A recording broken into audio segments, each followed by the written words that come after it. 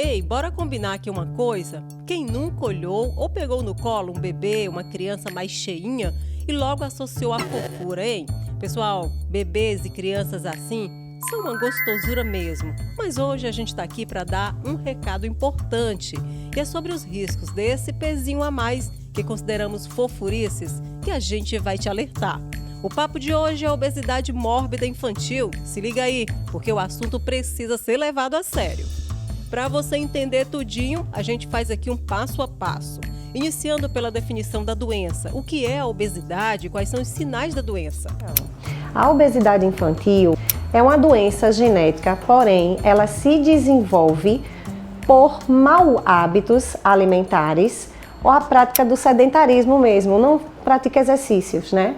As crianças já vêm inseridas dentro de uma família com obesidade, né? Os hábitos ruins alimentares que essa criança desenvolve diante do exemplo que que estão dentro da família. A obesidade infantil, ela é considerada uma doença porque ela vai sendo desenvolvida ao longo dos anos, né? E isso traz grandes consequências para a saúde da criança ou da família mesmo. Dia 3 de junho é o dia da conscientização contra a obesidade mórbida infantil. Sabe por quê? A obesidade é um dos maiores desafios da saúde pública no século XXI. O problema afeta muitos países. No Brasil, por exemplo, até 1/3 das crianças e adolescentes pode ter que conviver com a obesidade até o ano de 2035. A estimativa é que em 12 anos, cerca de 23% das meninas e 33% dos meninos vão ser obesos no país. E veja que os números estão crescendo de forma assustadora. Em 2020, era 12,5% das meninas e 18% dos meninos que estavam nessa condição. Segundo o relatório, os índices de crianças obesas em todo o mundo podem mais que dobrar em relação a 2020, passando para 208 milhões de meninos e 175 milhões de meninas obesas até 2035.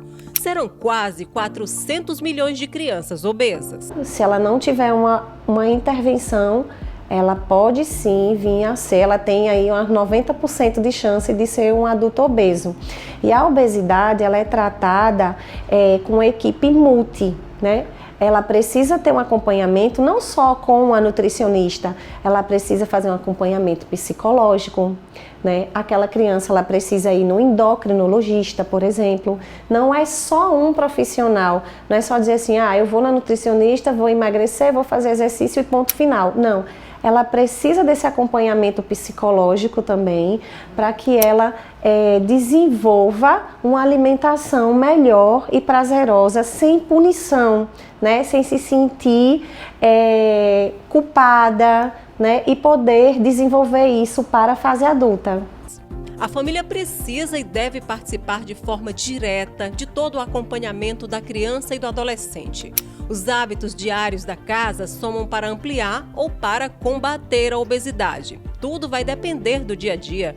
É preciso entender que, além de questões genéticas, o estilo de vida, excesso de tempo nas telinhas, consumo de alimentos industrializados, com baixo teor nutricional. Ela começa a consumir alimentos ultraprocessados, que são esses alimentos de prateleira, são os biscoitinhos, suco, e a gente sabe que hoje a alimentação infantil está péssima nesse quesito. Então, ela consumindo esses alimentos em excessos, né, provavelmente ela vai começar a ter o ganho de peso. A pessoa que é obesa, a criança que é obesa, ela não sabe que ela está ganhando aquele peso, ela só está fixando o hábito dela alimentar, piorando cada vez mais, ela vai consumindo aqueles alimentos. Para ela está se alimentando, né, e não vai tendo conta que está com aquele ganho de peso em excesso. E principalmente a falta de exercícios são fatores que contribuem para os altos índices da obesidade entre as crianças. O sedentarismo também, né?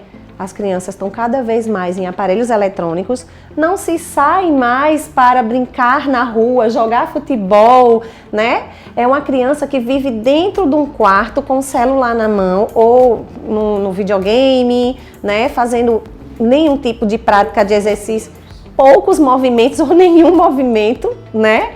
Então, isso só vai agravar cada vez mais, né? Investir na alimentação saudável e incentivar os pequenos a se exercitarem como rotina faz muita diferença. A criança, ela precisa ter bons hábitos desde a infância, desde sempre, desde o 6º mês, né, quando ela começa a ter as explorações da introdução alimentar, a ter bons hábitos e isso ir se perpetuando durante toda a infância.